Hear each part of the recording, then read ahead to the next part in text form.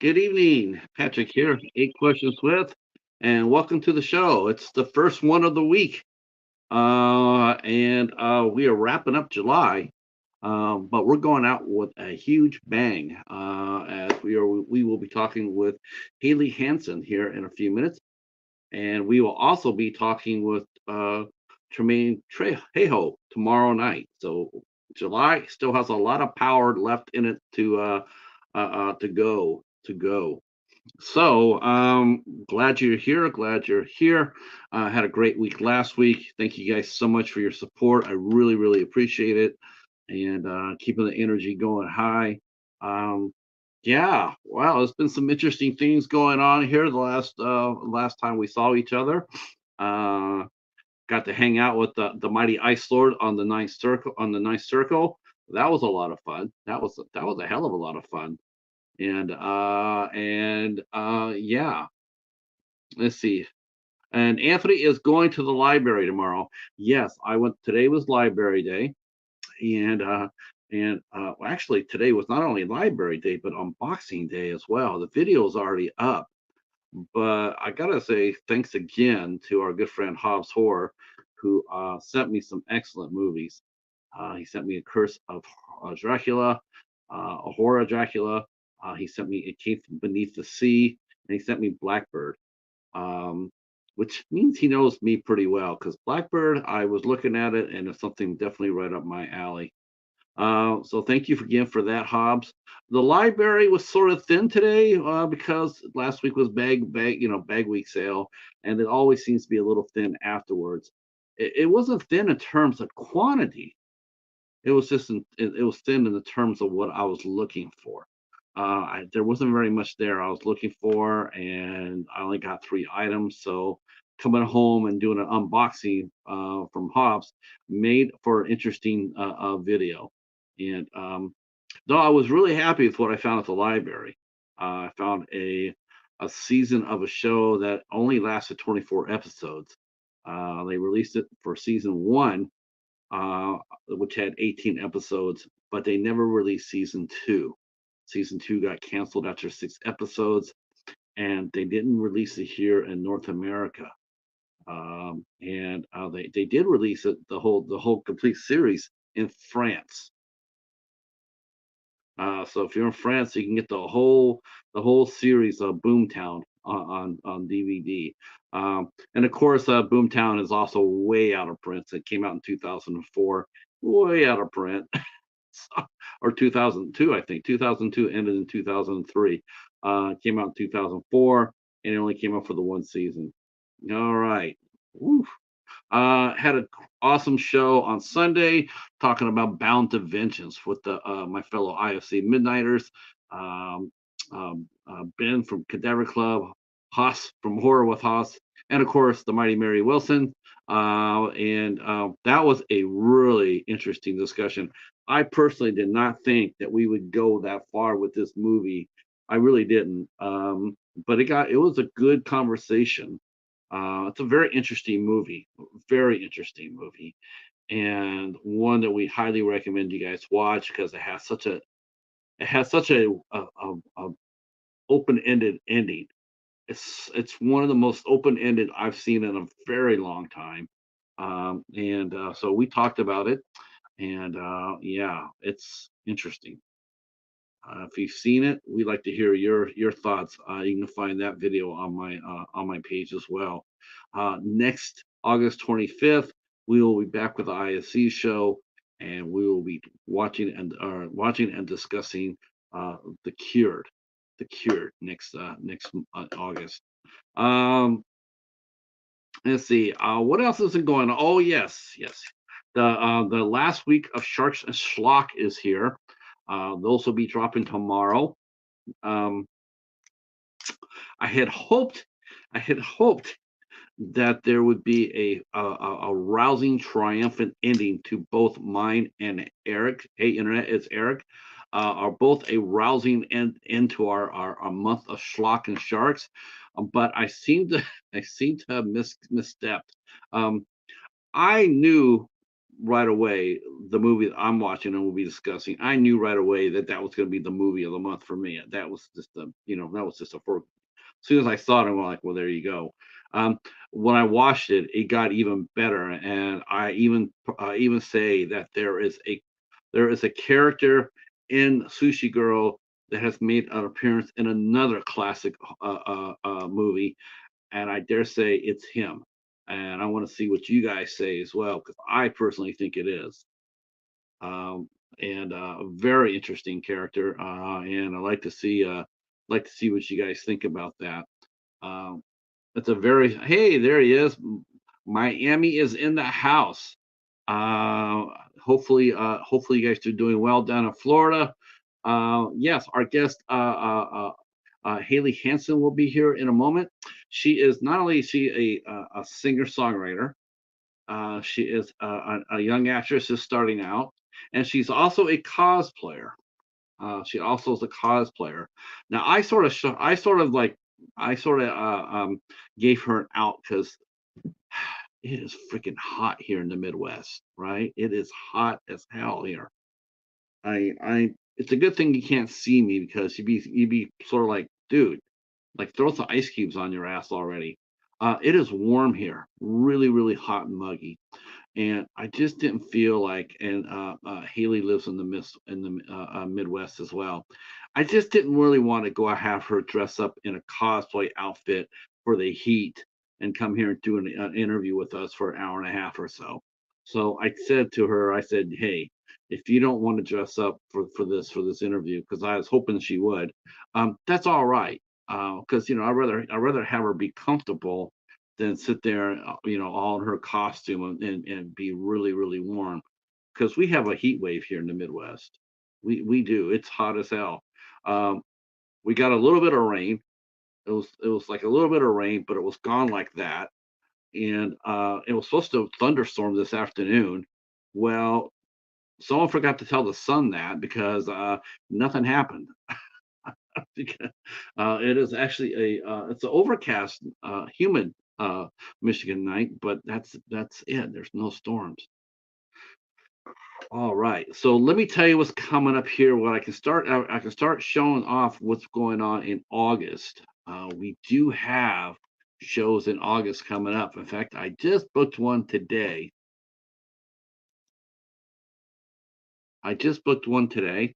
One I'm really happy about, very excited about, and I'm going to be working on some others. Working on some others. Like, okay, so I mentioned Haley's tonight, and tomorrow night is Tremaine Hayhoff. He is the screenwriter and director of Simp, starring Brooke Padilla and Mike Markoff, and he runs his own studio. We'll be talking with him tomorrow. On the 1st of August, sees our old friend Joe Leone come back. Hell to the yes on that. If you guys have never seen Joe Leone, or those who have, know that we're in for a treat. And one of the things about Joe Leone is this: that guy has an absolute stone cold eye for talent. Um, his movies that he makes is he gets some of the most interesting people to come to and be in his movies. They are, it's amazing. I'm surprised some casting director has not tapped him on the shoulder and said, do you want to come work for us? Because the guy can find talent like nobody's business. And we're seeing that again on Thursday, because not only is Joe coming in to talk about his new movie Scared to Death, but he's bringing the lead actors to that movie too. uh Arena Oz will be here with us, and she's a beautiful girl and very talented, very talented. And it just goes along with Joe.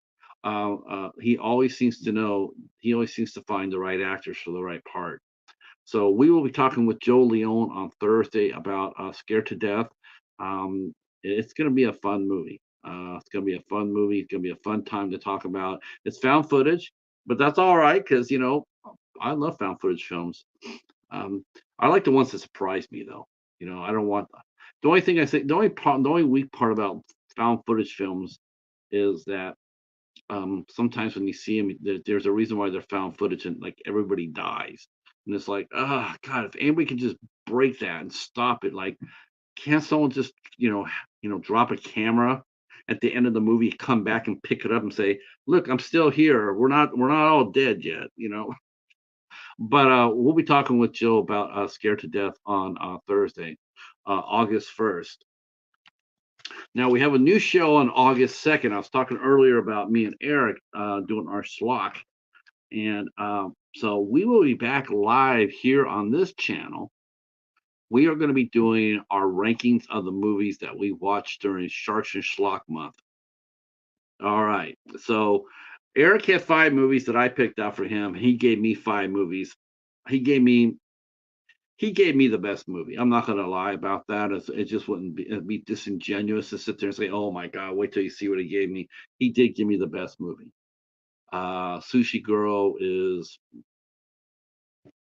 but where does it go in terms of ranking? Now, are we ranking the best movie, or are we ranking the movie that we hated the most? I personally going to start. I'm going to rank the ones that I hated the most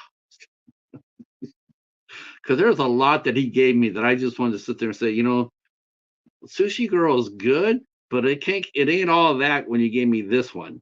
Um, uh, he is struggling through the last movie of his watch, and I am actually I'm afraid to hear it.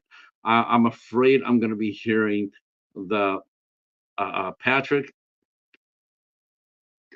because he's uh, but hopefully he's in a better frame of mind, and he will really enjoy the last movie that we gave him, which is Ouija Shark 2. And I'm really hoping that he comes back to me and says, "Man, what a great movie. Thanks. You're my friend." All right, the doorbell has rang, so that means our guest is here. We don't like to make them wait any longer, and let's go get her. She is the cosplayer, singer, songwriter, and actress, all around multi-talented Haley Handson. And let's go.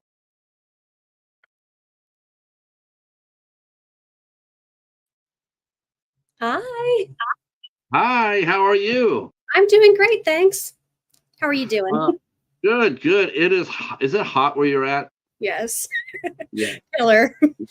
yeah. When I was sitting there and I'm thinking, so there's the part of me, there's the host of me. It's going like, I cannot wait to see what she's going to ask. I can't wait. But then the human side of me said, it would really suck to make the girl get all dressed up and sit in cosplay in a whole costume for an hour and a half while it's freaking baking outside. And that's why I said, hey, don't necessarily feel like you need to. I see you have some. You actually dress. A little, Yeah, yeah. yeah, which is great. I applaud you. I was just like, man, I don't know. Would she be able to last an hour and a half and all that makeup in I this heat? appreciate it. Oh man, it is hot as hell here in Michigan. Yeah, it really has been. And with the air conditioning going out, I'm just thankful that you were so gracious with me, but much better Oh, circumstances now. So, no, like I had mentioned to you, like my heater died in the middle of the 4th coldest days I've been oh, here I've been here in Michigan over 20 years, oh and wow. those 4 days were the worst 4 days ever. I Yeah. mean, it wasn't just because my heater went out. It was dangerously cold. Oof. Um, and the thing is, though, what's really something is like I had such a scary moment, Haley, in the fact that it was frozen. My heater died, Mhm. and then I've been running water through the tap, and said, okay, now I'm gonna go check out the water in the tub. I hit that, it was frozen. Oh my gosh. I was like Oh, petrified. So what I did was I just switched it over to hot, and I just left it. And I wow. just left it there. And about 40 minutes later, the sweetest sound ever was hearing the water hit the tub. Like, Uh, oh, yeah. right. My cat did not leave his blanket for the Oh, 4 days. He slept underneath there. He got up, he went downstairs, he ate, he came back up, he jumped up, went underneath the blanket. He slept there for 4 days. It was that cold. gosh. So, and you had the opposite. Your air conditioner went out. Yes, completely melting. But luckily, I found a window unit so I can wear my wig. Um, Otherwise, it would have been too you, hot. Baking. um, So you are a very looking at your skill set here, you're very multi-talented. I mean, what I really was really it's really fun. Not only are you a extraordinary cosplayer, and I love cosplayers. It's so I got to admit, you're the third one I've had on the show. oh, that's Um, awesome. I had a collective called the Variant on. Cool. They're amazing. That the Variant is amazing. Oh, that's Then awesome. we had a Veil on, and Veil is well. I have to show you some of her stuff. And now you came on. Um, I love cosplay. I think it's fun. I think Oh, it's the only. I think it's singularly the only reason why I would actually go to a convention now. It's yeah, the only I reason understand yeah, that. it's the only reason I would go. I wouldn't necessarily want to go and meet all the stars. I mean, I don't know, but standing in line for an hour, 2 hours just to say hi, shake a hand, and get charged $80 for a picture. It's not my idea of fun anymore.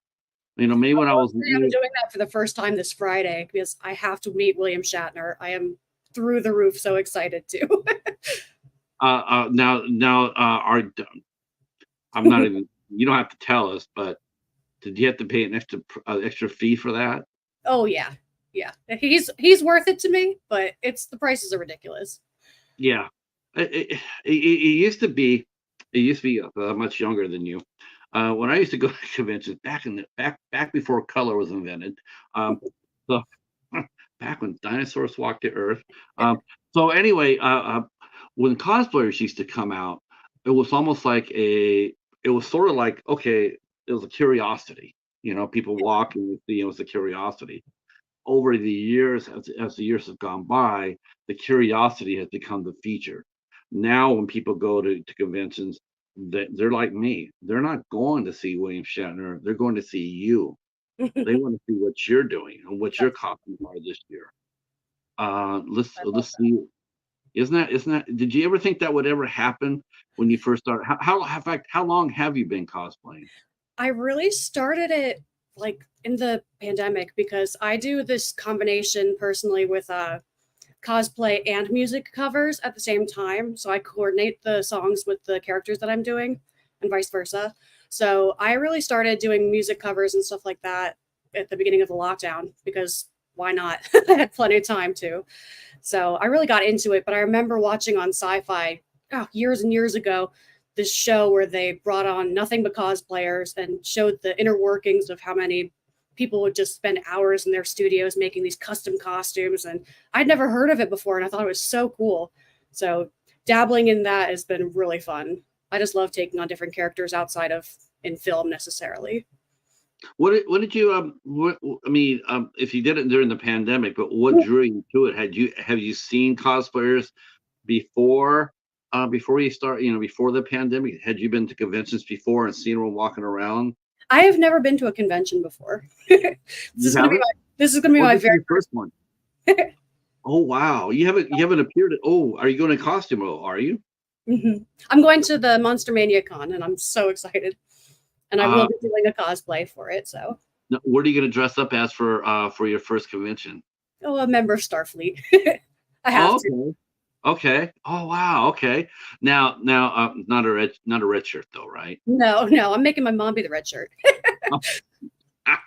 Does she know? Does she know the emphasis? Does Oh, she know about the red she shirt does. history? She does. Huh? She thinks it's Oh, hilarious. so this is what you think of me, huh? Oh, yeah. Get on there and fix that. Fixing that. Go in there and fix that warp breach. Uh, so I take it that you are a huge science fiction fan then. Oh, yes. I'm a super nerd. I've got all kinds of crazy memorabilia behind me from my favorite nerdisms. I've got Star Wars posters. I don't confine myself to Star Wars versus Star Trek. I love both of them. Um, I love fantasy too. I'm a huge nerd. It's funny. I keep saying this. I love Star Trek and I love Star Wars too. I love them both. But when it comes down to a straight out fight, I'm gonna take Star Trek because Oh, yeah, because at least their ships have shields. yeah. And Star Wars, their ship. I mean, a little fighter can crash into a star destroyer and send it and blow it up. And Mhm. at least with Star Trek, you know, Well, they hit our shields, you know, and okay, yeah, our shields are whole, you know, it's like over in Star Trek, they'd be looking at it going like, what's a shield? Yeah. Oh my gosh, Um, that's great. I want to say hi to folks just coming in. Hey, Professor, welcome in, welcome in. And Joe from the Indie Escape Network. Thank you, sir, for coming in. Thank you. We're talking with multi-talented Haley Handson tonight. Um, Now, have you always been a nerd? Have you always, I mean, Yes. have you always been you know, because that's pretty unusual. You know, most girls are reading Jane Austen and, you know, and Twilight, and you're sitting there reading, you know, Trouble with Tribbles. Blame my parents. Yeah. When So I was when I was 6 years old, we celebrated Easter by having a full Lord of the Rings marathon straight through. So that's how I was raised. I love it. I went to the midnight showing of every movie. Oh, that's amazing. That's so Every cool. Yeah, all three films. Me and my buddy Farm, we went out to the midnight movies. All three years that they came out. Now, I'll be honest with you, I was not a real big fan of The Hobbit.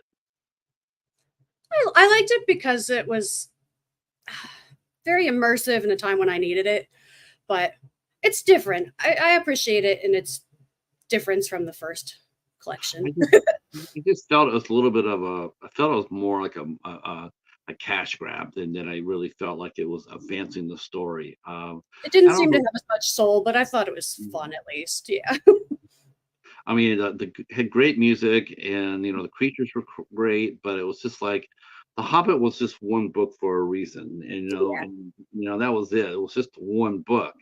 You know, the Lord of the Rings had such an epic adventure. Like, um, absolutely. and what do you feel? What's your feeling about the series that came on? I mean, there's half of me that says, there's half of me that says, well, Haley's probably going to look at the Rings of Power two ways. One, she's gonna like, okay, it's a prequel. But two, on the other hand, it's like, this is some badass costumes. I can be inspired by that. How much That's inspiration? exactly. How I much inspiration? think it's beautiful and it's entertaining, but again, it's not the Lord of the Rings. It doesn't pale in comparison, but I think it's entertaining, and I do think the scenery is beautiful. I think the costuming, the music is all really well done, so I appreciate it in that aspect for sure. Yeah, I don't know. I'm just fickle about prequels. You know, like I'm just like, Definitely. because you always Warranted. feel like, yeah, you always feel like I already know how this is gonna end. You Yeah, know, it's that's like very true. you know, it's like I don't care how many different ways you color it. I still know that at the end, you know, Aragorn is going to be named King of Gondor. You know, and you know, it doesn't matter what you do or how you say it. That's where we're going to be at. You know, Unless it's Star Trek, and then they just go through a whole other universe and start over, and you meet yourself and all that fun stuff. Thanks, right, JJ. right. Are you? So you're you're a Star Trek fan, but you said you watch Star Wars as well. Oh Um, yes, I was raised on Star Wars, and I got into Star Trek later when I was like a teenager. But I yeah, definitely love Star Wars. I mean, Star Wars seems to be like, is it safe to say Star Wars is like learning how to ride a bike with training wheels, and then you graduate to Star Trek? Yes, I think that's the perfect way to put it. Uh-oh, shots fired, or faces fired. Let's see. Professor says, he's pleased to meet you, Haley. Definitely. Um, Always great to see Pat have a fellow geek on the show. Yes, right. And we will be talking about physical media. I still feel The Hobbit could have worked better as two movies, tops, but not bad. Just stretched way too thin. Yeah, it really was. That's fair. Peter. I think to say that even though the movies are not the best, I will say that Peter Jackson worked the hardest Yes. on, and I really feel like his cast members really bailed him out on that. I mean, they really bailed him out. I mean, could you imagine if Legolas wasn't there, and that, No. yeah, that movie would have crashed and burned. Yeah. Um, yeah, it was good seeing some of the cast members come in and help him out. That was really gracious. Um, so we're going back to Star Trek and Star Wars here. So what did you look? So what did you cut your teeth on first in terms of imagination? Like, was it the Lord of the Rings first you saw first, Oh, or and then you they're went into probably really close in time to each other, actually, which is probably why I love both of them so passionately. That's those my formative my formative years were Star Wars and Lord of the Rings, really. Um, I love everything fantastical, dragons. Oh, perfection. I love them. Um, and as far as Star Wars goes, I it was just mind blowing. It like even to this day, I still have so much respect for how they went into the practical effects and how they worked so hard to make things happen that had never been done before. I think Star Wars is a big reason why I love filmmaking so much, just because of how revolutionary it was. Seeing, I've watched documentaries and stuff on how they made some of the sets and how they hand painted all the clones and everything. It's baffling because watching that as a kid, it's just magic. And then as an adult, you go back and see how the magic was made, and it opens the possibilities to what can be done, even not necessarily with a multi-million dollar budget. But if you have that, then even better, right? More right. access to those tools, and especially if you have the right creative people. That I'm one of the people who I will figure out how to do something after I agree to doing it. Usually, I say, yeah, I can do that. Wait, I'll So make that it happen, and then you figure it out because that fire under your butt, metaphorically, that's the word I'm looking for, just makes you get more creative than you would have otherwise, and I think that's part of the fun of it. isn't it interesting how oh, the professor has a question for you. This is gonna be a good one. This is gonna be a good one. Question to Haley. Favorite Star Trek captain? Oh, don't do that to me. I love Kirk. He's my first and my favorite. I love the over the top. I love everything about it. It's yeah, between him and his balance with Spock, it's addictive. But of course, Uh, Picard, no Picard. complaints.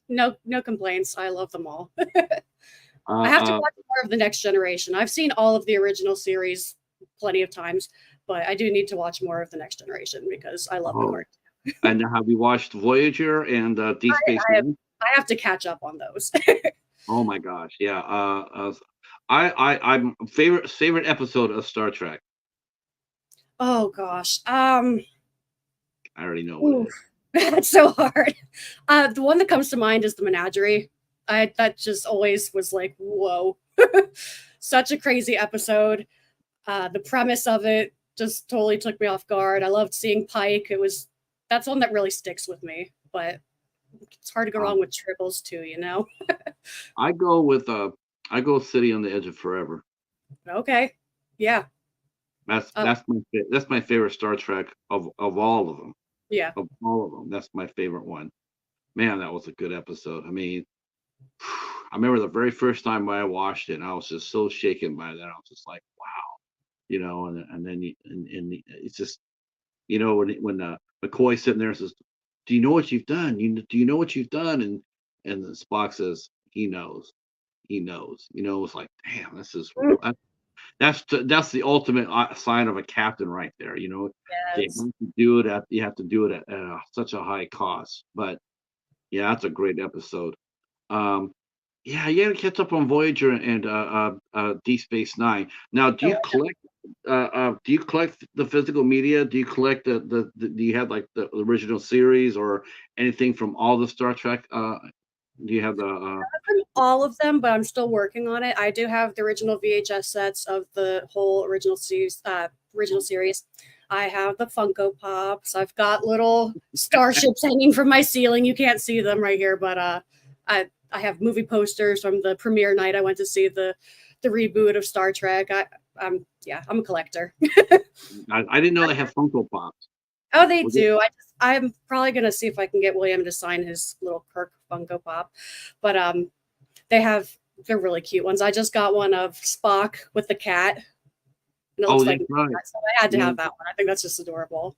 Um, but yeah, I love physical media. It's probably a problem actually, because I try to contain my nerd cave into this one room and I'm running out of space. Oh, isn't it always the case? Isn't that Yeah. always the case? Yeah, people will sit there once in a while. I'll get somebody sitting there going like, "Show us the closet, show us the closet," and Oh, you don't want to see it's the like, closet. oh, it's like I have a regular, I have a movie room, but I don't have it tricked out. Yeah. But I get all my stuff from the library, and I just start stacking it in the closet, and now it's just like a monster all in itself, and people. They see it and they just they're not looking at it like, oh my god, they're looking at it like they're laughing because it's like, dude, man, you got a problem. It's like, Guilty. yeah, yeah, that's me. Show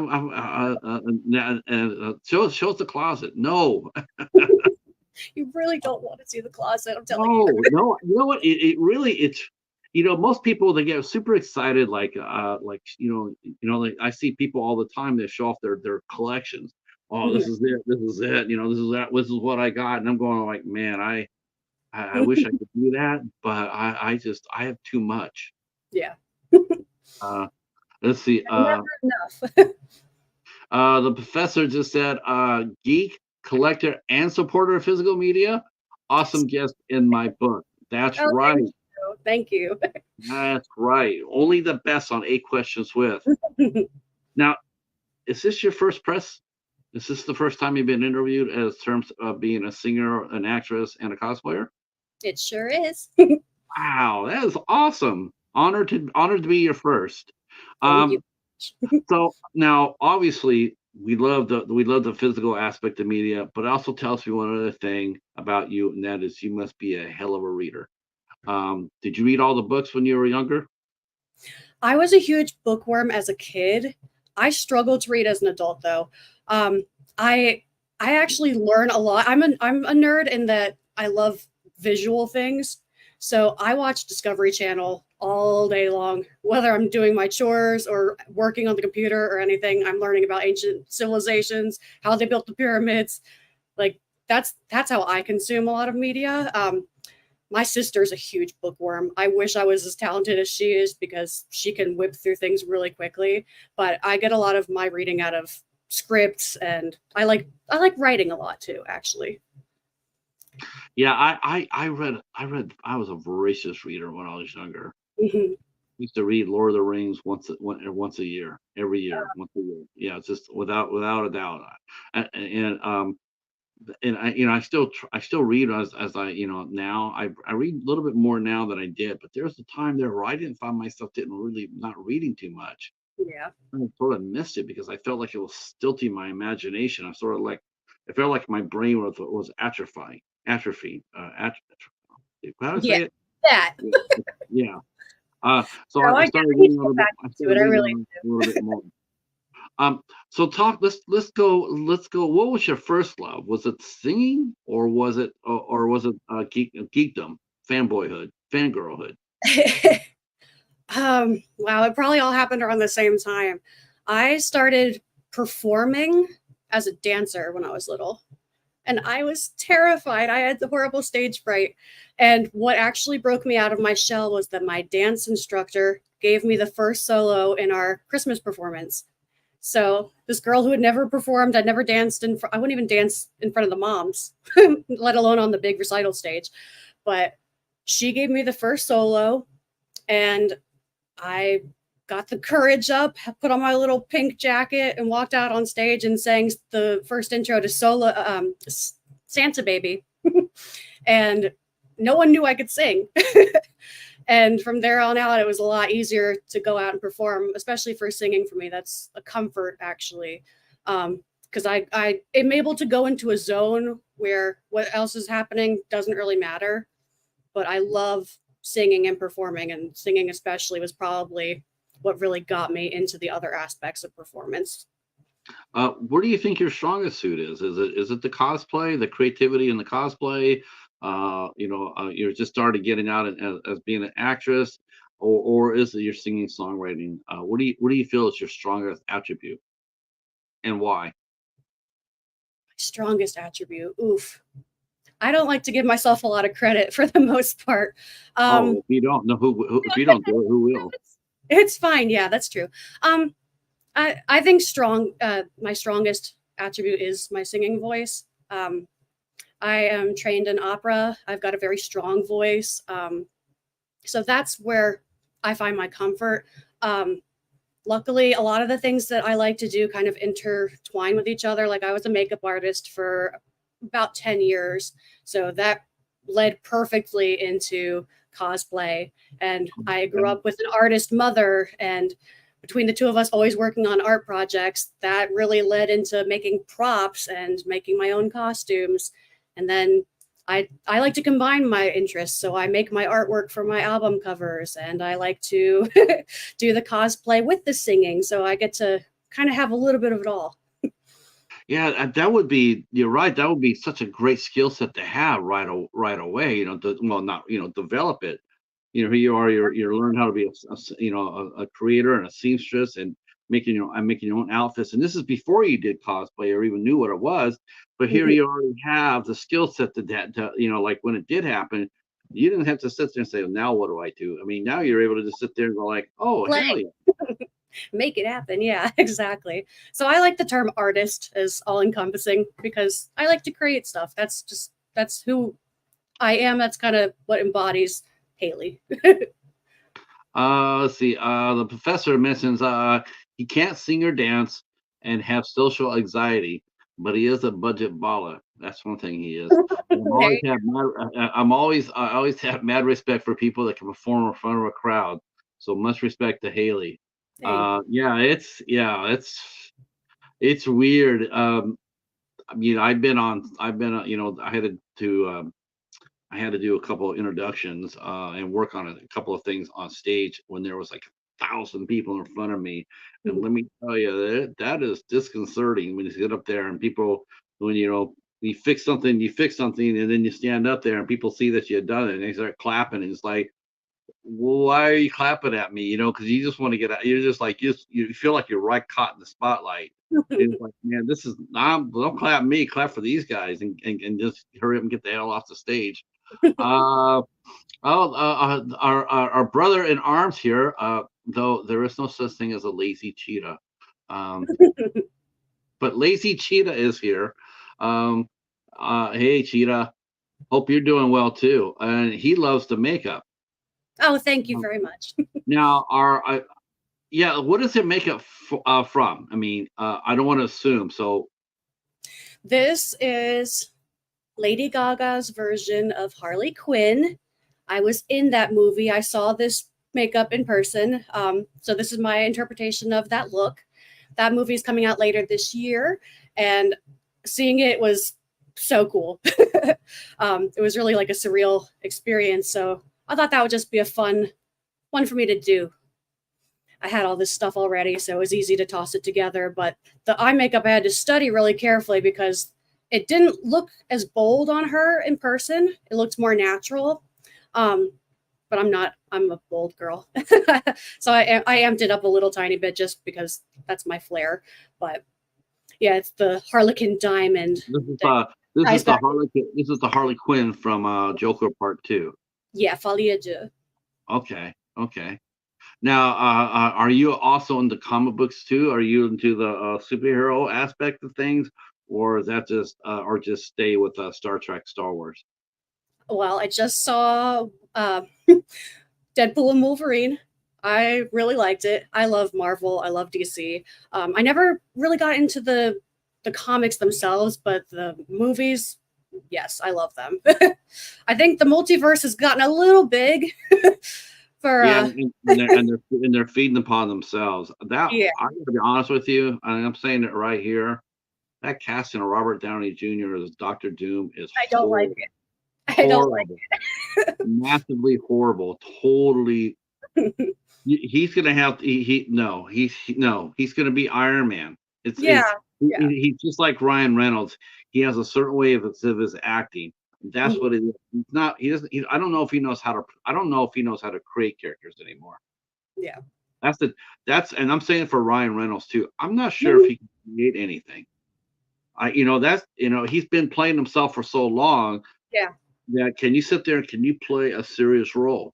I think the last time I saw Robert Downey Jr. play a somewhat serious role was he did The Judge, but even then there was some tendencies to come out. This Doctor Doom is just a horrible mistake. I don't get that at all. You established him as Iron Man. He made a immortal character, a legacy character, and then you're gonna have him come back and as Doctor Doom. I'm just like I don't. I just so short and so narrow minded.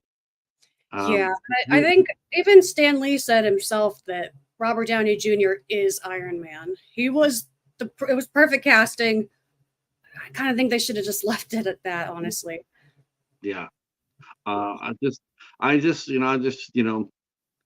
Daredevil and Wolverine, I look at that as a piece of chocolate. I think a lot of people are eating a candy bar right now. Yep. Yeah. In about 20 minutes or so, they'll forget what it tasted like. And I think this is really fair. what it is. I think what it is because unfortunately, and no, I mean as a fan of these movies, like I mean, let's talk about like we look at Joker Part 2, Joker Walking Joker. I think the reason why a movie like that is so acceptable for me, someone like me, even though it's not a Joker movie, it's not that Joker is not the Joker that's facing Batman. Yeah. It's an Elseworld version. It's like a multiverse version. This is this world's version of the Joker. Yeah. And when you look at it like that, I mean, I don't know how you see it, but when you look at it like that, then it makes it a lot easier to accept the character for what it is. It's like I got the movie, I haven't seen it yet, but I can look at it and I can look at it and go like, okay, so that's their version of the Joker. And and once I can do that, then it allows me to accept the movie and the story. Yeah. I just let's see. I get exactly what you're saying. I think you got a new fan in the Professor. I need to go ahead and drop your your links in here so people can come over and say hi. Yeah, come say hi. Yes, for sure. Okay, so I'm gonna do that right now. So the Professor and Lazy Cheetah can come over there and follow you on Instagram. Awesome. Oh, and Jamie Hill will also follow you, and so will if Joe is here. Joe will follow as well. Oh, thank you guys. And Jamie says hello, Haley. Hello. Now Jamie was a star, was one of the stars of the horror hit Skinner Beretic. Okay. Are you a big horror fan? I'm getting into it more. I was in a horror film last year, and everyone expected me to be a super horror fan. I was a little hesitant for a while. Some of it I do better with others. I love creature flicks. Creature features demons scare me. I don't like them. So it's I take it each one as its own thing. But yeah, I find horror fun in general, just with the lights on. Okay, so now God, yes, there's so many things that we could talk to you about. So let's go back to I want to go back to the singing. Sure. So when was the first time that you actually went out and sang in public? And it was that recital, yeah. Okay, and who are some of your favorite artists growing up that influenced you? Yes. My first love was Avril Lavigne. I wouldn't say that she has the strongest impact on my music, but I grew up on her. And Evanescence is probably Amy Lee. She's probably one of my all-time favorites. I love her voice. I love the dynamics of the music. It feels like a movie when you listen to it to me. So I always thought that was really powerful. I never thought that was like anything edgy or anything. That's just what I listened to. I listened to U2 a lot growing up. The Cure, the Cult, the Cranberries, all of these. I love Dolores from the Cranberries. Beautiful, beautiful voice. Celtic Woman. I have a very eclectic taste. And I think that's really just from how I was raised. We listen to all kinds of things for all different reasons. And I don't really discriminate. I like it if I like it, and if I don't, I skip it and go to the next one. But I'm very drawn to Celtic styles along with operatic styles, and then toss some metal in there too.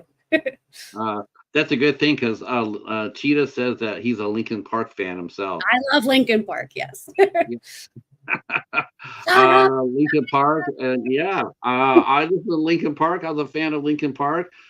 Big fan of Papa Roach. Yes. Big fan of a lot of people actually. Big fan of Fugazi and whatnot. What was your first concert that you got to go to? Oh my gosh. This is such a sign of the times. The first concert I went to was Aaron Carter and the Cheetah Girls. And it was awesome. Hell no, really? It wasn't called. Well, it's good. Well, my parents took it. There was a festival, but I was like 6. It was really cool at the time. Aaron was the hottest singer, and the Cheetah Girls were just starting to get really big. It was before they had their first movie, I think, even. But as a little kid, it was cool. My dad's an ear doctor, an audiologist, so he made us little custom ear protection with the little pink and purple swirls and stuff. It was a full event, and it was very fun at the time.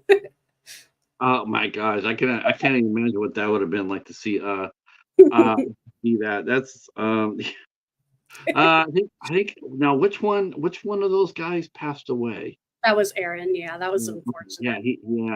Yeah, I knew that. I don't think I think the Cheetah Girls are done, right? Or have they been done? They're done. They might come back. It's been that long, I think, but they're done for now. Let's see. Our friend Betty J Gathers just walked in, and now we're all talking about cheetahs, and that's you can't get better. You can't get a better topic than the cheetahs. Exactly. Right. Let's see. See if any questions here. Yep. Let's see. Lincoln Park and Lacey Cheetah says he says he agrees. Victor Von Doom is probably another unique character that needs a new person as a face. It needs to be someone with gravitas. It needs to be someone like Ian McKellen. Oh yeah. Really some caliber to them. Yeah, I mean, because Doctor Doom was no fool. He's not I mean, he's just not a fool. He's not gonna. There's no humor in that character. Yeah. At all. And that's just like, yeah, he's gonna do what Robert Downey Jr. is gonna do what he's gonna do, and he's gonna try to make the character into a funny character, and all he's gonna do is turn into a caricature. So hopefully that won't happen. So Aaron Carter and the Cheetah Girls. And so then after that, then when you were 6 years old, so that was some of your biggest inspirations. So you go ahead and you came up with this idea. This must have happened after you discovered cosplay, where you started cosplaying the people that you were singing. You would dress up as the person, and basically, I mean, some people do covers. Like, okay, I'm going to do a cover of the Cheetah Girls or the Linkin Park, but you actually became that person when you sang. That's a little bit different. How did you come into doing that? It was an idea that just kind of came to me. I was like, well, if I'm gonna sing as the Little Mermaid, why not dress up as her too? Which I have done. I made the clam bra and everything, bedazzled it myself. That was a really fun one, actually. But yeah, I came up with the idea, and I hadn't really seen much of it. There's a couple videos here or there of people that did like a music cover of something with a huge budget. But for me, it's just a way of keeping my skills active, keeping my voice up to date, and keeping the creative juices flowing. So I like to do it as often as I can. And I've done like Avril, and she's one of the few people that's not like character based that I actually cosplayed as while doing a cover of her. So I did the big dark lashes and the long blonde wig, and it's really fun because it brings that acting aspect, which is a comfort zone for me because I like to get out of my head with it. But now, how old were you when the first time you actually performed in public? How old were you? I mean, as far as singing as somebody else. As with the cosplay, yeah, that I guess I started probably when I was 20. I usually I I would sing on my own before then, before I started to make it this real elaborate, several merging of the aspects with the cosplay and the songs and everything like that. That I started to do really in like 2020. But before then, I just did regular covers of stuff, and that's fun too. I still do those occasionally. It's definitely less work to just pop on and do a song how you're dressed in the day already, but planning ahead of time to do a character takes some effort. So it's nice. Did anybody see you and like, sort of come up to you and say, "Hey, have you thought about taking this to the next level? Have you started thinking about, acting or creating your own music?" Did anybody come up to you after they saw you sing? Did anybody come up there and mention that to you? What I always get is, why haven't you been on American Idol? And I've auditioned, and I might have one coming up soon, maybe. But it's interesting because I do have more of what people describe as a Broadway voice or a fairy tale voice. I do sing pop, but it's not my favorite thing in the world. So I don't know if I'm the most marketable to just go right onto the radio. And like, I don't like Taylor Swift. I don't like that style of music at all. I find it pedantic. But for me, I think it's really just when I find my niche with the right group of people to work with, then it would really take off. But people just hear me and often think, "Oh, why aren't you bigger?" And I'm like, "Because you don't share my videos." No, I'm just kidding. But I mean, for me, I would love to make an impact, and I'd love to catch a big break. That would be awesome. But I haven't been approached by anything seriously, and I think that really it'll happen or it won't. And in the meantime, I do what I love because I love it. So either way, I'm fulfilled. So Now, as far as your cosplay go, what was the first? Now this is going to be coming your your first convention that you've been to. Now, had you ever dressed up before anywhere else other than a convention? Did you ever dress up like for a party or Halloween or anything like that? Yes, and this comes back to Lord of the Rings. One of my most popular costumes. I went to a Halloween costume about 3 years ago, I guess, and I did full Galadriel. No one saw it coming. I had the super long wig, and I actually did put that costume together for a cosplay video, and I hadn't released it until after I went to the party, but it was really a huge hit. I have the elf ears, which I love anyway. There's just something so fun about them. But I did the elf ears, the tiara, the long white gown, and everyone was like, "Whoa." All of them didn't know the name Galadriel, but you're like, "She's the elf from Lord of the Rings, right?"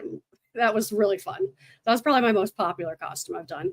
But it's funny. My sister and I have always been into big costuming things and dress up, basically. I guess you never really grow out of that. But we had like dress up days in school for Spirit Week, and my sister went as she was Wonder Woman, and I went as Rapunzel from Barbie, and I made my own wig. I braided the flowers into it, and then we went to the supermarket afterwards, dressed up in costume. And I've done this too for projects. Like when I was in college, I wrote a play and I was dressed up as a princess. And I don't find it necessary to go home and change if you're only going to make a couple stops. So right. I went out as a princess to a pizza parlor, and this mom's like, "Oh my gosh, can my daughter take a picture with you?" And it doesn't get better than that. That's just like, if I don't embarrass myself, then who's going to do it? Like, well, of course, now I'm sitting here thinking about this. I'm going like, okay, should I ask this question? I'm thinking, half me saying I should ask this question, and like I should, and then half me doesn't, and half me is going like, yeah, but if you don't ask it, all the Star Trek fans are going to get on your ass for not asking it. Have you dressed up like the Green Girl yet from Star Trek? Ow, I haven't, but I've dressed up as several other green characters, so it's definitely not out of the realm of possibility. That would be wicked cool. That would be really cool. Oh man, you got me questioning my costume on Friday. I don't want to get green on William Shatner though. I'm sure you could. I'll put that on the list. That would be rather hard though if you dressed up like that, especially if it was a warm day. Oh, it would be awful. A You lot of gotta go for cosplay is discomfort, and you yeah, just you kind gotta of go for get used comfort. to it. I mean, if I think that's sort of that's a great costume for like a winter convention, Yes, you know, that where was awesome. yeah, dressing up on green on summer probably not gonna be a good idea. Though I'm sure Wayne Shatner probably would not mind seeing it. Uh, uh, uh, let's see. Hey, Anthony, how are you? All right. One of the cinema squad just walked in here, and the master of the Twilight Zone, Fever Dreamland Theater. And it's funny, we're talking about hot and melting, and I'm thinking about Anthony just walked in there going like, you know, are you a big Are you a big Twilight fan? Twilight Zone fan? I love the Twilight Zone. That was probably my favorite show growing up, honestly. And my dad and I would watch it. My mom would be like, "Oh, not again." But I loved how it was always different, and some episodes were great, and some were fantastic, and some were like, okay. But they were all interesting Yes. and so creative. So yeah, I love the Twilight Zone. I'm a huge Twilight Zone We geek. will definitely. We will. I'll send you over. I'll send you Anthony's YouTube page, Oh, and awesome. oh yeah, yeah, you'll follow him. I didn't realize that you had a YouTube page until you said about videos. I don't Oh think yeah. I got that. Okay, good. I gotta get that. I'll be putting that in the description box down below, kids. I'll be putting Haley's YouTube channel down so you can go check out her videos. Um, all right, so now we covered cosplay. We're gonna still talk about that a little bit more, of course, because I'm fascinated. We talked about singing, but let's talk about the acting aspect of it. Yes. Okay. So, when did you get into acting? I told you she was multi-talented. I said that beginning of the show. She does so many things so all well, and she's a physical media collector. I mean, I Yes. think the professor said that you're like the ultimate dream guest. Thank you, Professor. Thank you Um, for that. Yes. okay, um, so yeah, go ahead. So acting, oh my goodness, should I go embarrassing here? When I was in my dance studio that I grew up with, I finally got more comfortable dancing, and then all of a sudden, one day my dance instructor offered acting classes, and ooh, I liked that more than anything at the time. And we did monologues from classical pieces, the importance of being earnest, like really fun things like that.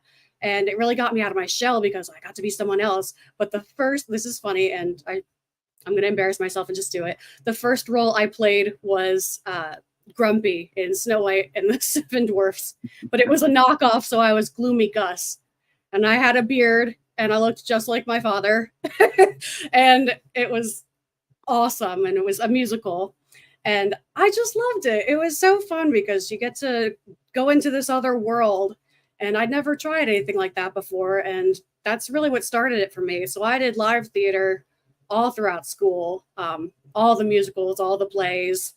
Did Romeo and Juliet, How to Succeed in Business Without Really Trying. Auntie Mame was my first really big role. I was Sally Cato McDougal, the Southern belle from Georgia, who got to be a real royal, and that was fun. That was really fun. But from there, I was like, okay, well, I've done musicals, I've done theater. I really wanted to do film, and I got in with a casting agency and got booked on my first movie, and that was it. I was like, I love this. I want to do this forever. I don't even matter. It doesn't matter to me how big of a role or anything. I just love being on set. I think that's intoxicating. But I did have my first lead role last year, which was really cool, and it was also a huge mess. they had In what way? They had 10 strangers, only 2 girls. The guys were great. Can't complain. The cast was wonderful. But our lead actress quit. The other lead, there was 2 of us, and she quit and upended the entire thing. But we still kept shooting. So it may or may not come out at some point. Well, welcome to indie filmmaking. Yes, exactly. That was my first taste of it. And now I'm doing it myself, and at least I have some control over what happens that way. Um, yeah, I mean, were you pretty surprised when that happened? I mean, you got 10 But people there, and everyone all of a sudden one person says, I just don't feel like doing this, and they leave. I mean, was that a little bit surprising to see that? Well, it was, yeah. It ended up there was a huge fight, and that's why she left. She was my roommate, so I came home to just find an empty room with a script on the bed. I was like, oh, this isn't good. Oh, did you uh, move out? this was where we were staying on set. They rented Oh, out this oh, big oh, cabin, and she was my roommate there oh, because we were the only girls. So they stuck us together, and wow, yeah, that changed things. oh, That wow.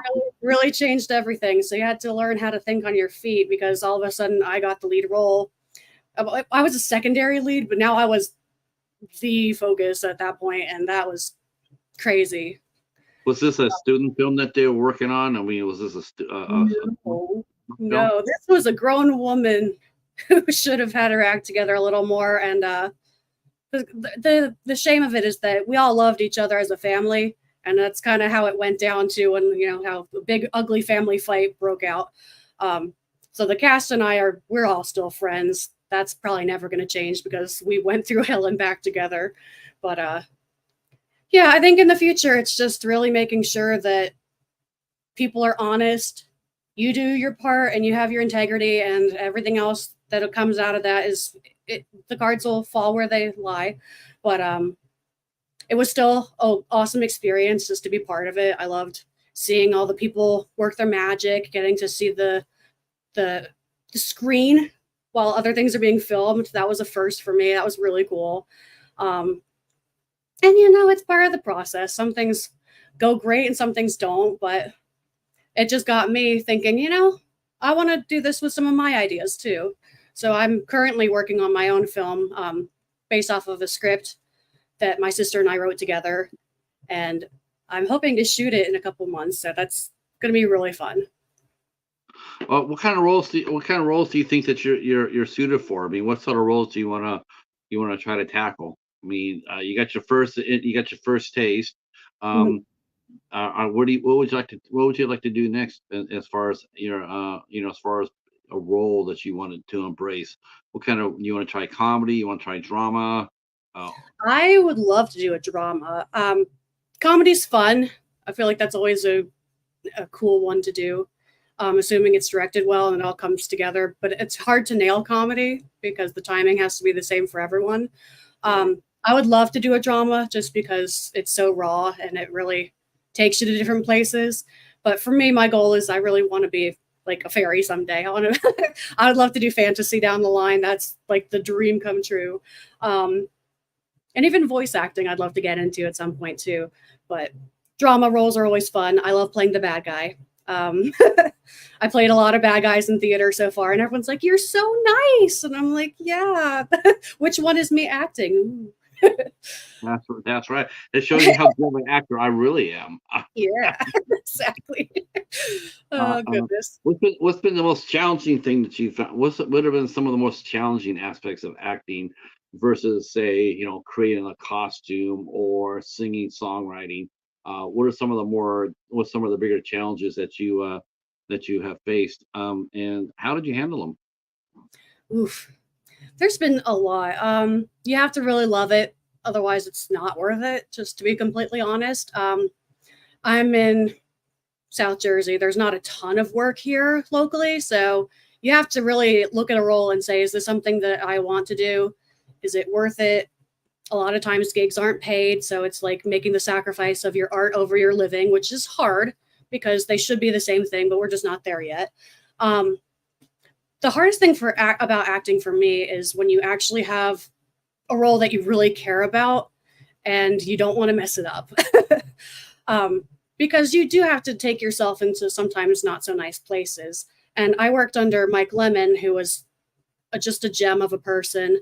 He did a lot of work on The Sixth Sense. He's a great guy. A lot of film know-how. He'd been in the business forever, and he taught me and our class this really just excellent techniques to not lose yourself entirely.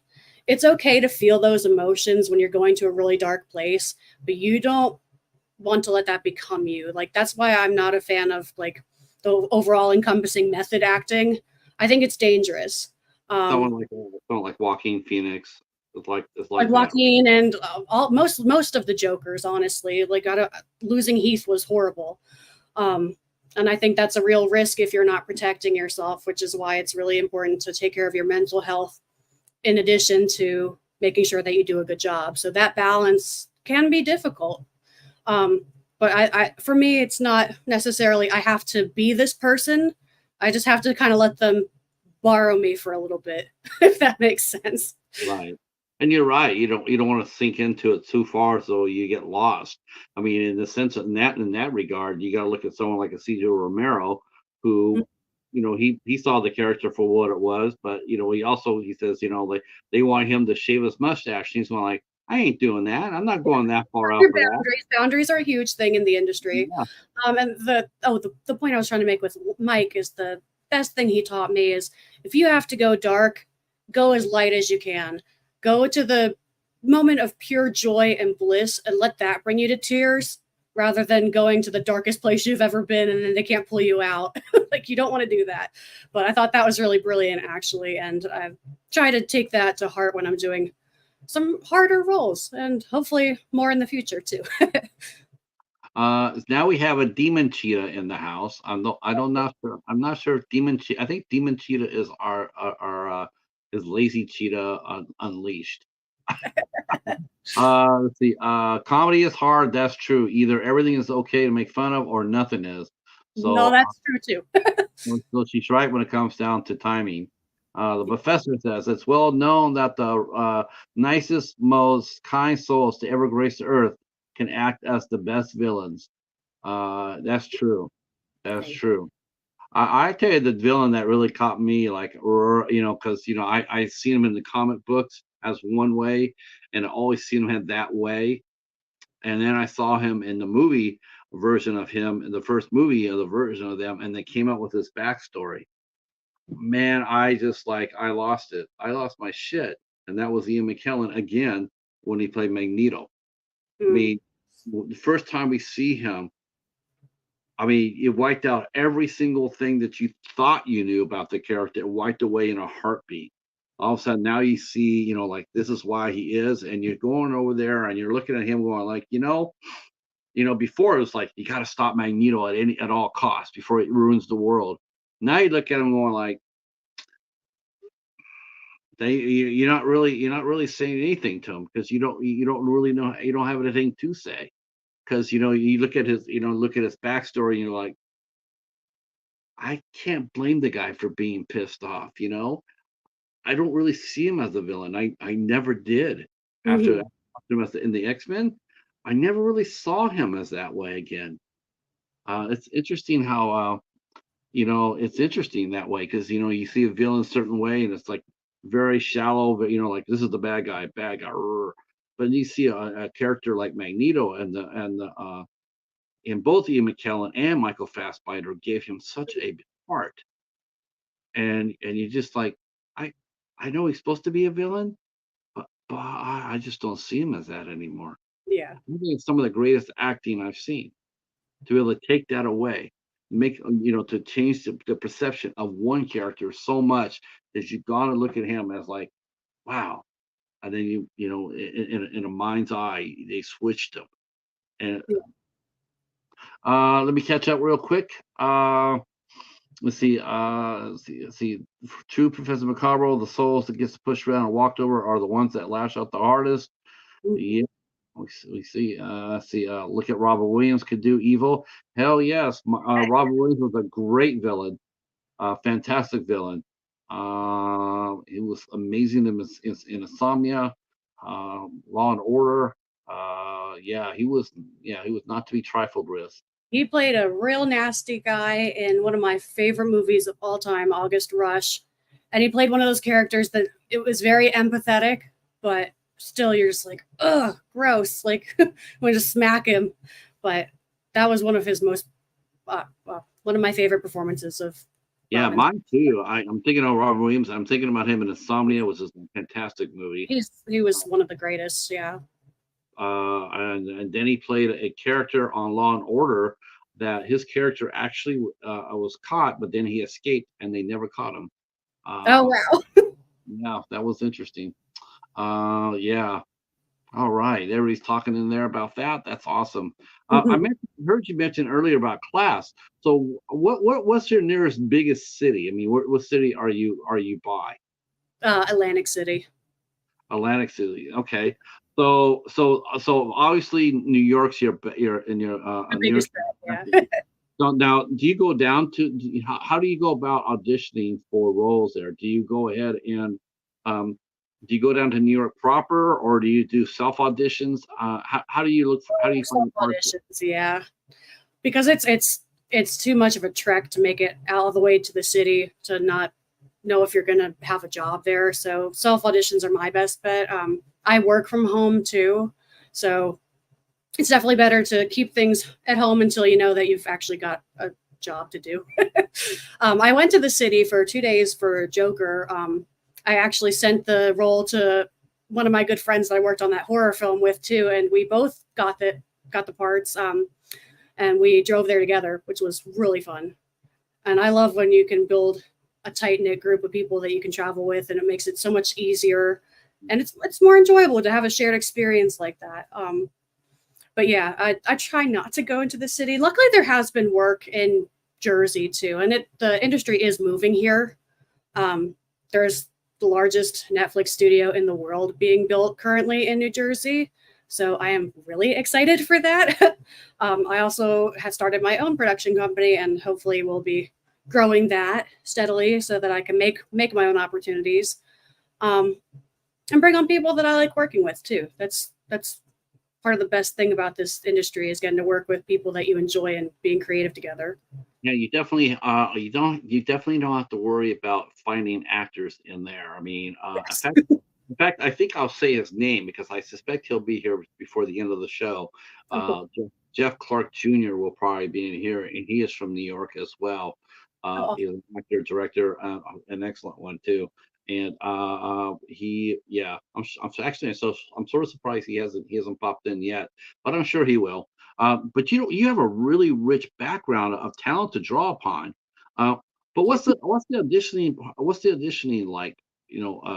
Self auditioning. What do you like about it? What do you dislike about It's so interesting, and it always feels different. It depends on the type. There's a lot of different ways you can do it, but what I've experienced and what I booked my role on last year was it was an in person. Oh, it was like this kind of. It was a Zoom audition. So you prepare a monologue usually, or they'll send you a script to read from, and you just talk to someone usually with very little introduction of, because I mean they've got other people to go through. So you just give it your best and hope that you come across the screen. But I think that it kind of works because you're looking for someone to put on a screen. So if you like how they look there, then you should be good. um, but yeah, I've done a couple where you record something. This is my studio, so usually I'll put up a backdrop so I have a nice clean slate. I record my music in here too, which is really awesome. But yeah, I like to go for a dramatic or something close to what they're looking for if I know what the role is, and then just record it. Usually even just on your phone and send it on over, and it's really pretty streamlined. I think that it's been a huge leap for the industry to accept virtual auditions because it's given them such a bigger pool to choose from. Not that that's good for me, but it? Right, it right. is. But it is really nice to see that they're accepting people that they might not have ever even looked at because they don't have the accessibility. And it's like I said earlier, it's nice to actually find the talent that you're looking for from the convenience of your home rather than dragging someone from across the country that you're not sure you're going to like. Which, Yeah, you're in a perfect area. I mean, New York City, New York, New Jersey. I mean, yeah, I mean, there's so many actors that are working right there. I mean, you have a tremendous talent pool to draw upon. Um, how did you hear about the Joker? I mean, I'm sure a lot of people, even if they're doing background or what have you, I'm sure there's an overwhelming amount of people that wanted to do that. So Mhm. how did you hear about it, and how did you win your role? So with that one, luckily, I fit the type they were looking for, and sometimes that's as much as it comes down to. But especially with background, they're not expecting you to have an Oscar or anything like that. But it is a lot of work, so they need reliable people, and they need to have the look that they're looking for. That's really important to sell the whole image. So with that, I found it on which site was it? I think I found it directly from the casting agency that did it, which was Grant Whiffley. which was awesome, but it's a code name. So I didn't know if I wanted to audition for it, or I mean, to submit to it. Um, until I have a resource online, which is really cool. And it's a network of just background actors. And they give you the scoop on things and other projects. And this one had a particular code name that they had figured out based off of the first movie because it went along with it. So once I heard that there was even a chance that it was part of the Joker universe, I was like, yes, yes, yes, yes. But it was pretty much confirmed that that's what it was going to be. And I got my best clothes together because when you're doing background, they have you usually provide all of your own wardrobe Yeah. and hair and makeup usually too. Even if they don't expect it, you're always the favorite on set if you can take care of yourself. So I make sure that I come as ready as possible. And usually with stuff like wardrobe, like I'll pack like 6 different outfit options. And I even did this cool thing where I took pictures of all the clothes on and then printed it out all together like a little collage. And I brought that in the wardrobe. People were like, oh my God, I wish everyone would do this. Like you can see what it all looks like. And it was just much more efficient rather than trying on a bunch of different stuff. But So I mean, yeah, with you being so ready and prepped and everything, did you get to, in doing so, did you happen to get a line in the movie? I didn't this time, unfortunately. But I am visible. I've seen myself in both of the trailers so far, which is so cool. And it was just worth it for the experience. I mean, I got to see Joaquin and Lady Gaga, and normally I wouldn't even be able to talk about it, but the information's already out, so I'm in the clear. Right. I'm in the trailer, so if they don't want me to deny that that's me, like, no, I'm not going to. Uh, Now, But was it's, there it's now were you? I mean, obviously I would think that both those actors were kept far and away from everybody else, right? well, They didn't they didn't really did they intermingle with you guys? they did actually. Not Joaquin. He was in the zone. And I can't say what he was doing, but he was. It didn't call for him to be engaging with us. Whereas, like you can see in the paparazzi photos and even in the trailer itself, that they had Lady Gaga waltzing up and down the stairs of the courthouse where we shot for hours on end and interacting with a couple of the characters. But she was very friendly. I didn't get to talk to her personally, but she did talk to some of the people where they had her parked up at the top of the hill, essentially. And she was very professional. She just kept to herself for the most part, mostly in her zone. But if someone talked to her, she wasn't going to be obnoxious about it. She's a very professional, sweet person, as far as I can tell. But it was like really cool. It's like getting to be in the VIP section. Well, now that you have this experience underneath your belt, I mean, you're in the trailer, and that means people you were there. Um, Mhm. Now, does this make you more hungrier for bigger roles? I mean, does something working on a project like that, does that how much does it really spark your drive? Like, damn, this is, you know, whether you got a role, whether you got a line or not. Does it really? Do you find yourself after you're done and you go back home and you sit there and you think about it? Is it one of those things where it's like, man, I just got to do that again? It's addictive. I don't see myself as someone that's like a clout chaser, or I don't need to be the center of attention to be happy. Um, it'd be nice if the part calls for it, then sure. And I do love being on those sets, like I said, in any capacity. So I would work on crew even just to be involved in some of these projects because I believe in them and think it's really fun and rewarding. Um, of course, I'd like a big, nice role if anyone's got one. Um, but yeah, it just encourages me to keep going more than anything. I don't expect to just wake up one day and be the next Lady Gaga. She's worked her butt off for a long time to get where she is, and I hope to do that in my own right to whatever capacity I'm able to. But I do just really enjoy being part of it. And even I was writing scripts last year. I was one of my business partners and I, before I decided to do my own thing, we were writing scripts together. And she mentioned often, well, what do you want to be the lead in this? We could write a part for you that's this, that, and the other thing. I'm like, it's the story is more important to me rather than writing myself into roles to make myself feel more important. If that Right. makes sense. No, I'd right? rather be I'd No, rather no, be a real good yeah, you sport. much rather, I yeah, you much rather.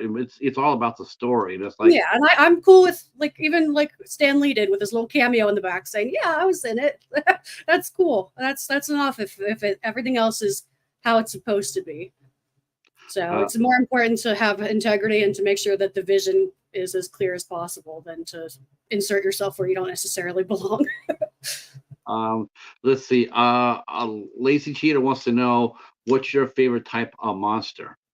Ooh, that's so good. That's an awesome question. Oh, it's so hard to choose.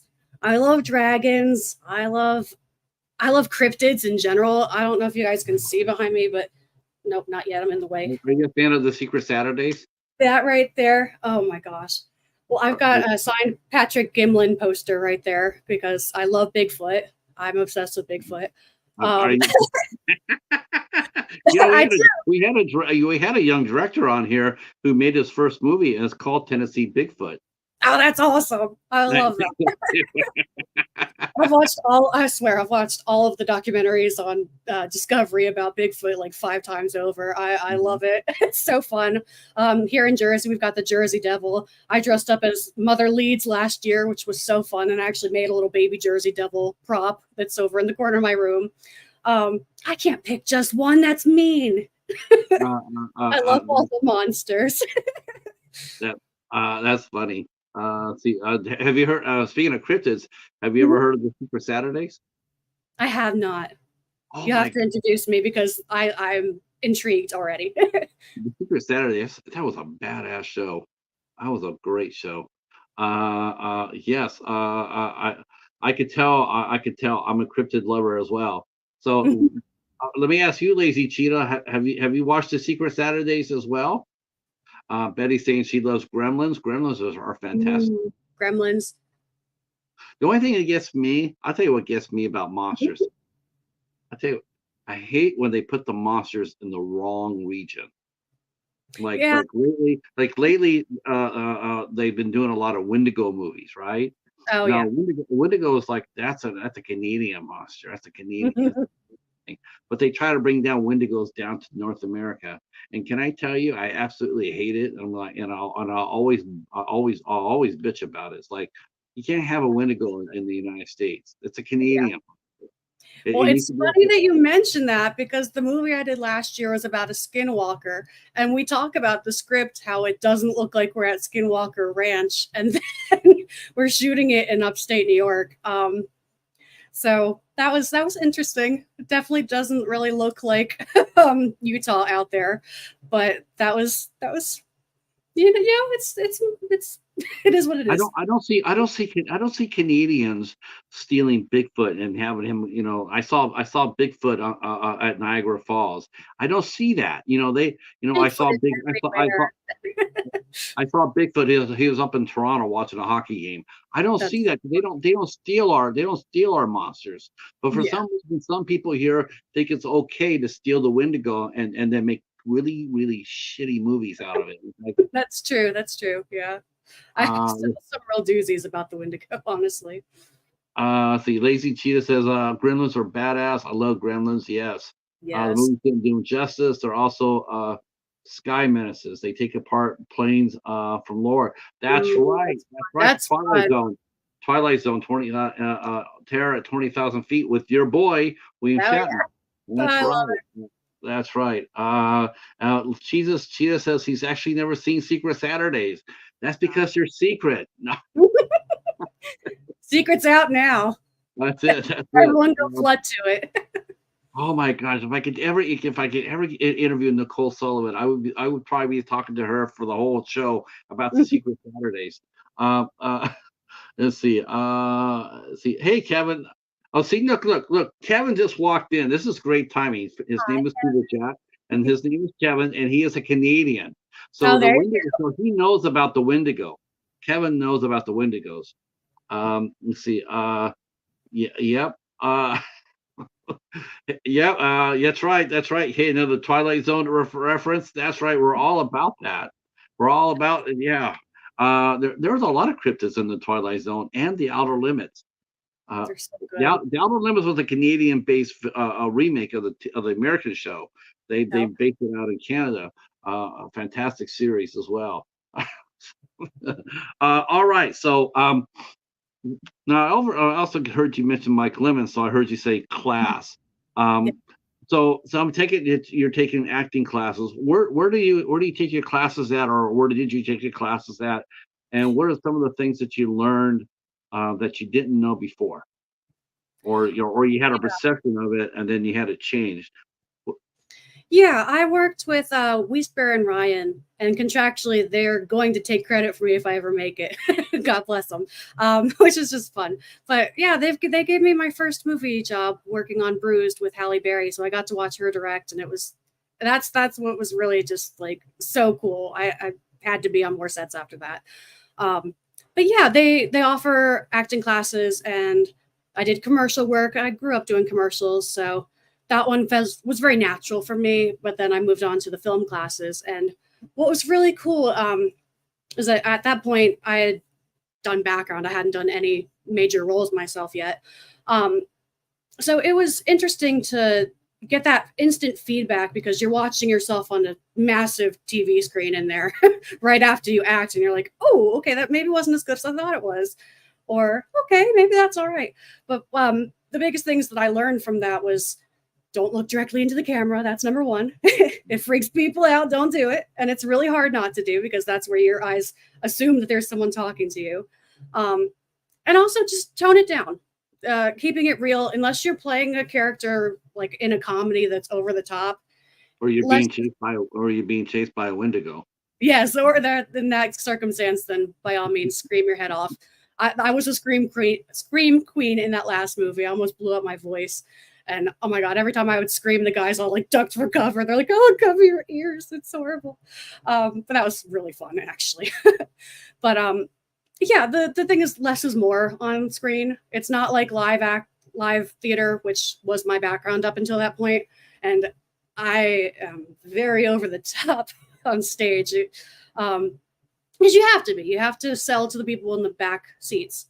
So you have to project and you have to over animate, and that's part of the fun of it is getting to be larger than life. When you're on screen and they can see your every pore, and they need to believe it. You don't need to overdo it, and that was probably one of the biggest lessons I learned from those classes was just keep it real. You don't need to act, you need to be, and less is more. Always tone it back unless you're saving for a reserve. One of the skits I did was an interpretation of the fight scene in The Breakfast Club. Just an awesome, when she's telling him off, you wouldn't hang out with us in class normally, like don't be so fake. Playing it really, really, really low and then exploding at the end. Just learning those little things like that to hide and save up for those special moments it goes a long way. So I really appreciated learning that. Now, what was your first role that you actually got a spoken? Actually got lines, a major project. What has been your so far? My first speaking role was my lead role. Oh wow! I got cast as a lead, and it was funny enough. She had my own name, so I had an instant rapport with the director. She's like, "Wait, you're really Haley?" I'm like, "Yeah, I didn't just type my name in wrong. That's me." And yeah, it was fun. I got to play a real nasty character that had no redeeming qualities. Speaking of the fact that you are a Haley, I'm going to take this opportunity here to ask you, what's your opinion about Haley Bennett? Haley Bennett. What do I know that name from? It's not ringing a bell instantly. Sorry. She did a movie called Swallow. She did a Magnificent Seven. She did Equalizer. I haven't seen any of those. I'm so sorry. It's I get into little like marathons of things. So I will probably stalk her now that you've mentioned it. Oh yes, you will be stalking her. I promise you that. She did a horror movie called Christy. She's done Thank You for Your Service. She's doing Borderlands in August. Oh, wow. Okay, that's going to be really good. Oh, yeah. I think she's. I think yeah. What do you look for when you make your choices? I mean, if someone walked up to you and be honest here, if someone walked up to you and said, "Look, you could do a background on Joker 3. You could do a lead, a supporting actress on improv comedy, or you could do a lead role on a creature feature. Which one would you take? I mean, which role would you take? Out of that, I would. Sorry, Joker. I would probably go for the creature feature. Even if it was a smaller role, like I did on the last. Like if it was a similar to the last one I did, I would still take a smaller role, just to be part of something like that because they're so fun. They're so fun. You're scaring yourself as you're shooting stuff. It's just it's it's like being in a haunted house, but you're making it happen and you're making it scary. So I love those, and of course, if I had a chance to work with a big actor as a supporting role, I would have to take that too. So it would be a really hard decision, just because I would like to learn as much as possible. So if you have a really experienced person, then if I knew that I could be working with them very closely, I would more than likely take that chance, and then maybe make the creature features in my own time, I guess. I don't know. That's a really, really hard one. Cheetah mentions that Wendigos supposedly pull blizzards whenever they walk, which is why they're Canadian, because Canada has more snow than we do. We're supposed That to, makes sense. Yeah. causing vast snowstorms. Yes, and in case you're wondering, Wendigo, it's a main supporting character in Marvel. He's appeared in the Hulk, and he's appeared in the X-Men books. But Wendigos are fun. It's a great Yeah. creature. You're not supposed to say it, so we're probably going to get attacked Yeah. by one any second now. Well, yeah. Well. Luckily for me, I do have a cheetah. Wendigo deathly scared of cheetahs, so I heard. Perfect. What's coming up next for you? I mean, summer's halfway over. What's next for you, Haley? Other than your first convention, will you be posting pictures of your Oh, of cosplay course. on? Of course. I Oh, have to. awesome. Yeah, please do. I will. I Um, look forward to that. I have a lot going on. I'm trying for some singing opportunities that are very exciting, and I don't want to jinx. So that's my most recent focus. But I am making my first short film, possibly adapting it to longer. But my sister is the lead in that, so I'll have to do the next one. But I wrote the script on that with her, and I'm basically putting it all together. It's my first role as a producer, so I'm really looking forward to making that happen. I'm trying to do it before Halloween, but I don't. I'd rather it be good than rushed. right. That's a huge ordeal for me because I really just want to make it happen. I'm really passionate about it. It's an awesome story, and yeah, I've got a lot going on this summer. A lot going on right now. I did my first movie review recently. I love that. I've got a couple more of those coming up. Because I have been involved in the industry in a lot of different areas already. I really like being analytical of film and appreciating how it all came together, because a lot of people just watch it and then it's gone. But if you stop and you look at the Are you gonna be afraid to pull? Are you gonna be afraid to drop the hammer if someone does a really bad movie? you can be diplomatic about it. There's nice ways to say mean things. So in other words, you can rest assured I'll be sending Haley a link to Easy Shark and getting her to review that movie. Oh goodness. Hmm. Or I should have you. Oh, I could ask Kalel, and he could probably send us and have you review Tennessee Bigfoot. Oh, I would love to see that. Me too. I'm surprised he hasn't sent it to me yet. I've been wanting to see Tennessee Bigfoot. All right, boys and girls, do you have a last round of questions for our guest, Haley Handson? By all means, drop the questions in the chat, and then we will do our questions before we let this young lady go. So when's the convention? Is it this Saturday or this weekend or this Friday? Wow. Okay. So what's your preparation going to be like? I mean, what's your costume going to look like? Is it going to be is it going to be all original series? Yeah, for this one it is. I bought a dress. I'm customizing it. I've got some real merch that's probably several decades old at this point that was gifted to me. So I'm really excited to add that. I'm customizing the dress. It's gonna be just getting it done and trying to panic because my skin. Are you going to look like Uhura, Yeoman Rand, or Christine Chapel? That's right. Honestly, I'm kind of going for a Lady Spock. That's my inspiration because he's my favorite character. So I'm gonna be a Vulcan to the best of my Yeah, but ability. now are you gonna be like you're gonna be like DePaul in Star Trek or Enterprise? Ooh, I don't. Jolene Baylock played a great great Vulcan. Oh, that would be awesome. I'll Yeah. see what I can do. Man, But it'll be a you surprise know to us what I can pull off. yeah, her costume was pretty different. It was like I always wondered like how the hell do they get her in that costume every week? Because it looked like it looked like it was painted on half the time. Oh my Um, goodness. Yeah, I'm not ready for all that. oh, uh, all right. We have come to our time. I want to go ahead and I know it went by fast, didn't it? It did, Uh, it did. I want to thank our guest, Haley, for coming by and hanging out with us. This is your first interview, so we're very proud about that. Thank you And so you can tell your representation that you have press underneath your much. that's always a good thing. Yes, it's wonderful. A lot of actors, a lot of performers, they don't really understand the importance of doing press. It gets you out there, it gets you out there more in the more in social media and what have you. Feel free to share this out, everybody. Um, and we'll stay in touch. And thank And you for all your wonderful questions. I really enjoyed them.